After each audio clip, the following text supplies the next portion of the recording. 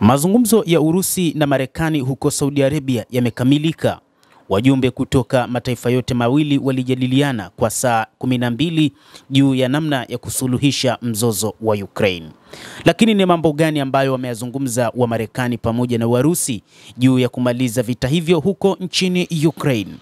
Ni kwamba Wizara ya Mambo ya Nje ya Urusi na ile ya kutoka nchini Marekani zimefanya mazungumzo na kupitia maafisa wao wakuu ambayo yamelenga suluhu ya mzozo wa Ukraine na usalama wa bahari katika Bahari Nyeusi yamekamilika katika mji mkuu wa Saudi Arabia, Riyadh, baada ya zaidi ya masaa 12.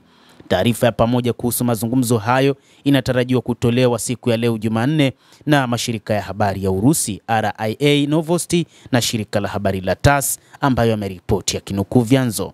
Wizara ya Mambo ya Nje ya Urusi imetoa video fupi inayoonyesha timu ya mazungumzo ya nchi hiyo ikiondoka kwenye mazungumzo. Mashauriano ya Urusi na Amerika yamehitimisha, wizara ilisema bila kutoa maelezo zaidi.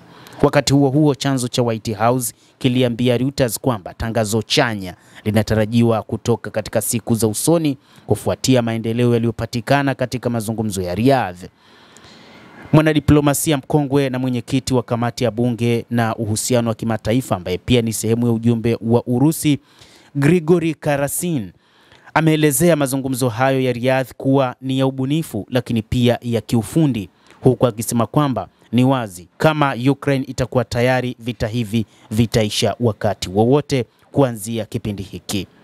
Sio kila mazungumzo yanaleta hati au makubaliano ya hali ya juu, Karasin aliwaambia waandishi wa habari mapema siku hiyo wakati wa pamoja wa mazungumzo hayo, ambapo alieleza zaidi kwamba kilicho muhimu ni kudumisha mawasiliano na kuelewa misimamo ya kila mmoja katika suala hili. Tunafanikiwa, alieleza kiongozi huyo. Mazungumzo hayo kimsingi yanahusu usalama katika eneo la Bahari Nyeusi na matarajio ya kufufua mpango wa Bahari Nyeusi maarufu kama mkataba wa nafaka, ambao hapo awali ulipitishwa na Umoja wa Mataifa pamoja na Uturuki. Urusi ilijiondoa katika makubaliano hayo mnamo Julai mwaka 2023, ikitoa mfano wa kushindwa kwa nchi za Magharibi kufikia mwisho wa makubaliano hayo. Ikiwa mnakumbuka, toleo la asili la mpango huo kulikuwa na majukumu makubwa yaliyofanywa kwa upande wetu ambayo hayajawahi kutimizwa. Hii inasalia kuwa sehemu ya ajenda, msemaji wa Kremlin Dmitry Peskov alisema mapema siku hiyo.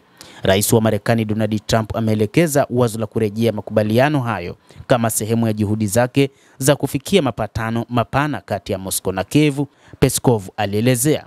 Mtazamaji wa The World News, tusubiri siku ya leo Jumanne ambapo itatolewa taarifa kwa vyombo vya habari juu ya nini ambacho kimeelezwa na matokeo ya kile ambacho katika mkutano huo uliofanyika huko Riyadh nchini Saudi Arabia, na ni nini ambacho kitaendelea. Je, makubaliano yatafikiwa kwa pande zote mbili ama la? Lakini pia tukumbuke, Marekani wakati huu itafanya mkutano mwingine na viongozi wa Ukraine. Basi tusubiri ni nini kitakachoelezwa na viongozi ambao wamehusika katika mkutano huo huko Riyadh, Saudi Arabia. Endelea kuwa nasi na usisahau kulike, kucomment na kusubscribe channel yetu hii. Naitwa Adam Hussein, endelea kuwa nasi wakati wote.